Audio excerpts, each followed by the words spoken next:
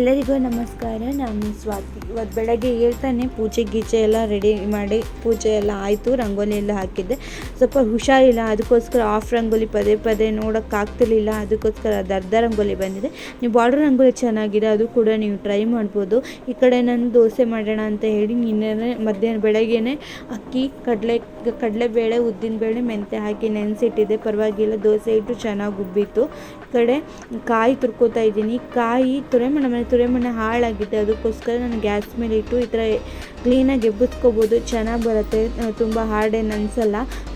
ನಾನು ಈ ಕಡೆ ಮಿಕ್ಸಿ ಜಾರ್ಗೆ ಮೆಣಸಿನ್ಕಾಯಿ ಕೂಡ ಮೆಣಸಿನ್ಕಾಯಿನ ಸುಟ್ಟು ಹಾಕ್ಕೊಂಡಿದ್ದೀನಿ.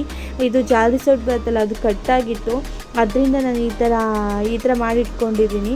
ಇದು ಮೆಣಸಿನ್ಕಾಯಿ ಸುಡೋದಕ್ಕೆ, ಈರುಳ್ಳಿ ಸುಡೋದಕ್ಕೆ, ಟೊಮೆಟೊ ಹಣ್ಣು ಸುಡೋದಕ್ಕೆ ಚೆನ್ನಾಗುತ್ತೆ. ಅದಕ್ಕೆ ವೇಸ್ಟ್ ಮಾಡಬಾರ್ದಲ್ಲ ಅಂತ ಅದು ಹಾಗೆ ಇಟ್ಟಿದ್ದೆ. ಅದು ಇದಕ್ಕೆ ಯೂಸ್ ಆಗ್ತಾಯಿದೆ. ಒಂದು ಮಿಕ್ಸಿ ಜಾರ್ಗೆ ಮೆಣಸಿನ್ಕಾಯಿ, ಕಾಯಿ ಮತ್ತು ಕಡಲೆನ ಮತ್ತು ಬೆಳ್ಳುಳ್ಳಿ ಹೆಸಳು ಉಪ್ಪು ಹಾಕ್ಕೊಂಡು ರುಬ್ಕೊಂಡು ಬಂದಿದ್ದೀನಿ. ಮತ್ತು ಈ ಕಡೆ ಪಲ್ಯಕ್ಕೋಸ್ಕರ ನಾನು ಒಂದು ಬಾಣಲೆ ಇಟ್ಕೊಂಡು ಬಾಣಲಿಗೆ ಸಾಸಿವೆ, ಕಡಲೆಬೇಳೆ, ಉದ್ದಿನಬೇಳೆನ ಹಾಕ್ಕೊಂಡಿದ್ದೀನಿ. ಈ ಥರ ನೊರೆ ಬರ್ತದೆ, ಯಾಕಂದರೆ ನಿನ್ನೆ ಪೂರಿ ಮಾಡುವಾಗ ಪೂರಿ ಎಣ್ಣೆಗೆ ತುಪ್ಪ ಹಾಕ್ಬಿಟ್ಟಿದ್ದೆ ಗೊತ್ತಿಲ್ಲದೇ, ಅದಕ್ಕೋಸ್ಕರ ಅದು ಆ ಥರ ನೊರೆ ಬರ್ತಾಯಿದೆ. ಆಮೇಲೆ ಹೋಗ್ತಾ ಸರಿಯಾಗುತ್ತೆ ಅಂತ ಅದಲ್ಲೇ ಮಾಡ್ತಿದ್ದೆ. ನಂಗೆ ಮರ್ತೋಗ್ಬಿಟ್ಟಿತ್ತು ಎಣ್ಣೆ ಹಾಕಿ ತುಪ್ಪದಲ್ಲಿ ಮಾಡಿದ್ದೀನಿ ಅಂತ. ಒಂದು ಸ್ಪೂನಷ್ಟು ಹಾಕ್ಬಿಟ್ಟಿದ್ದೆ. ನಾನು ನನ್ನ ಮಗಳಿಗೆ ರಾಗಿ ಸರಿಗೆ ಹಾಕ್ತೀನಲ್ಲ, ಅದು ಹೋಗಿ ಅದಕ್ಕೆ ಹಾಕ್ಬಿಟ್ಟಿದ್ದೆ, ಅದಕ್ಕೋಸ್ಕರ ಅದು ಹಾಗಾಯಿತು. ಮತ್ತು ಅದರೊಟ್ಟಿಗೆ ಮೆಣಸಿನ್ಕಾಯಿ ಮತ್ತು ಈರುಳ್ಳಿನ ಹಾಕ್ಕೊಂಡು ಅದನ್ನ ಚೆನ್ನಾಗಿ ಬಾಡಿಸ್ಕೊತೀನಿ. ಅಂದರೆ ಗೋಲ್ಡನ್ ಕಲರ್ ಬರೋವರೆಗೂ ಬಾಡಿಸ್ಕೊತೀನಿ. ಈರುಳ್ಳಿನ ಚೆನ್ನಾಗಿ ಬಾಡಿಸ್ಕೊಂಡ್ರೆ ಇದು ಆಲೂಗೆಡ್ಡೆ ಪಲ್ಯ ಚೆನ್ನಾಗುತ್ತೆ. ದೋಸೆ ಕಾಂಬಿನೇಷನ್ನೇ ಆಲೂಗೆಡ್ಡೆ ಪಲ್ಯ ಅಲ್ವಾ, ಅದಕ್ಕೋಸ್ಕರ ಈರುಳ್ಳಿನ ಚೆನ್ನಾಗಿ ಬಾಡಿಸ್ಕೋಬೇಕು. ಆಲೂಗೆಡ್ಡೆ ಪಲ್ಯ ಎಷ್ಟು ಚೆನ್ನಾಗುತ್ತೋ ದೋಸೆಗೆ ಅಷ್ಟೇ ಚೆನ್ನಾಗುತ್ತೆ. ನಾನು ಈ ರೀತಿ ಗೋಲ್ಡನ್ ಕಲರ್ ಬರೋವರೆಗೂ ಬಾಡಿಸ್ಕೋತೀನಿ. ನಂತರ ಅರಿಶಿನ ಪುಡಿ ಮತ್ತು ಉಪ್ಪನ್ನ ಆ್ಯಡ್ ಮಾಡ್ತೀನಿ.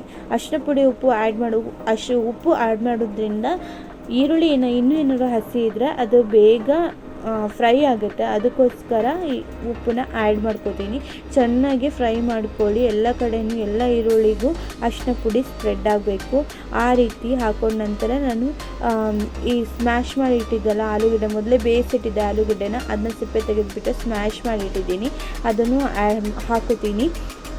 ಹಾಕೊಂಡ ನಂತರ ಅದು ಚೆನ್ನಾಗಿ ಮಿಕ್ಸ್ ಆಗೋ ಉಪ್ಪು, ಈರುಳ್ಳಿ, ಅರಿಶಿನ ಪುಡಿ ಎಲ್ಲ ಕಡೆ ಸ್ಪ್ರೆಡ್ ಆಗಬೇಕು. ಮಧ್ಯೆ ಈರುಳ್ಳಿ ಮಾತ್ರ ಉಪ್ಪು ಸಿಕ್ಕರೆ ಆಲೂಗಡ್ಡೆಗೆ ಉಪ್ಪು ಸಿಕ್ಕಿಲ್ಲ ಅಂದರೆ ಚೆನ್ನಾಗಿ ಅನಿಸಲ್ಲ. ಅದಕ್ಕೋಸ್ಕರ ಎಲ್ಲ ಕಡೆಯೂ ಸ್ಪ್ರೆಡ್ ಆಗೋ ರೀತಿ ಚೆನ್ನಾಗಿ ಮಿಕ್ಸ್ ಮಾಡ್ಕೋತೀನಿ.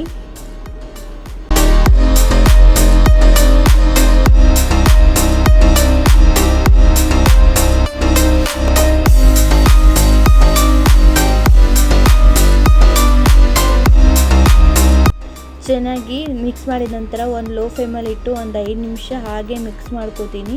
ಅದು ಮಿಕ್ಸ್ ಆದಮೇಲೆ ಅದೇ ಗ್ಯಾಸ್ ಒಲೆಗೆ ನಾನು ದೋಸೆ ಹಂಚು ಸಮೇತ ಇಟ್ಕೊತೀನಿ. ಅದು ಒಂದು ಸ್ವಲ್ಪ ಬಿಸಿಯಾದ ನಂತರ ಅದಕ್ಕೂ ಒಂದು ಸ್ಪೂನ್ ಎಣ್ಣೆ ಹಾಕಿಬಿಟ್ಟು ಈರುಳ್ಳಿಯಿಂದ ಒರೆಸ್ಕೋತೀನಿ. ಈ ಥರ ಒರೆಸ್ಕೊಳ್ಳೋದ್ರಿಂದ ದೋಸೆ ನೀಟಾಗಿ ಏಳುತ್ತೆ ಮತ್ತು ದೋಸೆಗೆ ಬೇರೆ ಟೇಸ್ಟೇ ಸಿಗುತ್ತೆ ಈ ಥರ ಮಾಡೋದ್ರಿಂದ.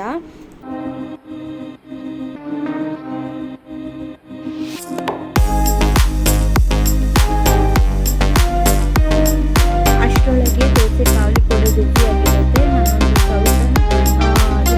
ನಾನೊಂದು ತವದ ಮೇಲೆ ಹಾಕ್ಕೊಂಡು ಕ್ಲೀನಾಗಿ ಸ್ಪ್ರೆಡ್ ಮಾಡ್ಕೊತೀನಿ. ಕ್ಲೀನಾಗಿ ಸ್ಪ್ರೆಡ್ ಮಾಡ್ಕೊಳ್ಳಿ. ಜೋರಾಗಿ ಸ್ಪೋರ್ಟ್ಸಾಗಿ ಸ್ಪ್ರೆಡ್ ಮಾಡ್ಕೊಳ್ಳೋಕೆ ಹೋಗಬೇಡಿ, ಯಾಕಂದರೆ ದೋಸೆ ತವ ಕಾದಿರುತ್ತೆ ಅಲ್ವಾ, ಮೇಲೆ ಕೆಟ್ಟು ಬರೋ ಚಾನ್ಸಸ್ ಇರುತ್ತೆ. ಅದಕ್ಕೋಸ್ಕರ ನಿಧಾನವಾಗಿ ಸ್ಪ್ರೆಡ್ ಮಾಡ್ಕೊಳ್ಳಿ. ಸ್ಪ್ರೆಡ್ ಆದ ನಂತರ ಒಂದು 5 ನಿಮಿಷ ಹಾಗೆ ಬಿಡಿ. ಸ್ವಲ್ಪ ರೆಡ್ ಆಗಿ ದೋಸೆ, ಆವಾಗ ನಾನು ಎಣ್ಣೆ ಹಾಕಿಬಿಟ್ಟು ಸ್ಪ್ರೆಡ್ ಮಾಡ್ಕೊತೀನಿ. ಪೇಂಟ್ ಹೊಡಿತಾರೆ ಅಲ್ವಾ, ಆ ಥರ ನೀವು ಮಾಡ್ತಾ ತುಂಬ ನಾನು ಎಣ್ಣೆ ಹಾಕೊಳ್ಳೋದು ಇಷ್ಟ ಆಗಲ್ಲ ನನಗೆ, ಅದಕ್ಕೋಸ್ಕರ ಸ್ಪ್ರೆಡ್ ಮಾಡ್ಕೊತೀನಿ. ನಂತರ ದೋಸೆ ಉಲ್ಟಾ ಹಾಕ್ತೀನಿ. 2 ಸೈಡಲ್ಲಿ ಕಳಿಸ್ಕೊಳ್ಳೋದ್ರಿಂದ ದೋಸೆ ರುಚಿ ಚೆನ್ನಾಗಿರುತ್ತೆ. ಕೆಲವೊಬ್ಬರಿಗೆ ಆ ಥರ ಒಂದು ಸೈಡ್ ಇಷ್ಟ ಆಗುತ್ತೆ, ಕೆಲವೊಬ್ಬರಿಗೆ 2 ಸೈಡ್ ಇಷ್ಟ ಆಗುತ್ತೆ. ನನಗೆ 2 ಸೈಡು ಇಷ್ಟ, ಅದಕ್ಕೋಸ್ಕರ 2 ಸೈಡಲ್ಲಿ ಮಾಡ್ಕೊತೀನಿ. ನೋಡಿ ದೋಸೆ ಯಾವ ರೀತಿ ಕೆಂಪಿಗೆ ಬಂದಿದೆ, ತುಂಬ ಚೆನ್ನಾಗಿರುತ್ತೆ. ನಾನು 2 ಸೈಡೂ ಕೂಡ ಇದೇ ರೀತಿ ಮಾಡ್ಕೊತೀನಿ.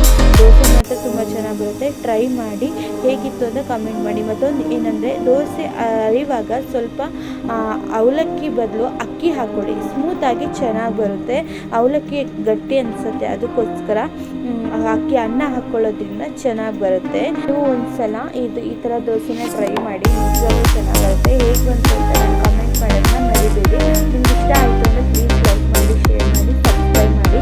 ಅದ್ರ ಜೊತೆಗೆ ನಾನು ಈ ವಿಡಿಯೋನ ಎಂಡ್ ಮಾಡ್ತಾ ಇದ್ದೀನಿ. ಯಾಕೆ ತುಂಬ ಹುಷಾರಿಲ್ಲ ಅನ್ನಿಸ್ತಾ ಇದೆ, ಅದಕ್ಕೋಸ್ಕರ ಇಷ್ಟಕ್ಕೆ ನಾನು ವಿಡಿಯೋ ಎಂಡ್ ಮಾಡ್ತೀನಿ. ನೆಕ್ಸ್ಟ್ ವಿಡಿಯೋನ ಸ್ವಲ್ಪ ಲಾಂಗಾಗಿ ಮಾಡೋದಕ್ಕೆ ಟ್ರೈ ಮಾಡ್ತೀನಿ. ಮುಂದಿನ ವಿಡಿಯೋದಲ್ಲಿ ಸಿಗ್ತೀನಿ. ಅಲ್ಲಿವರೆಗೂ ನಮಸ್ಕಾರ.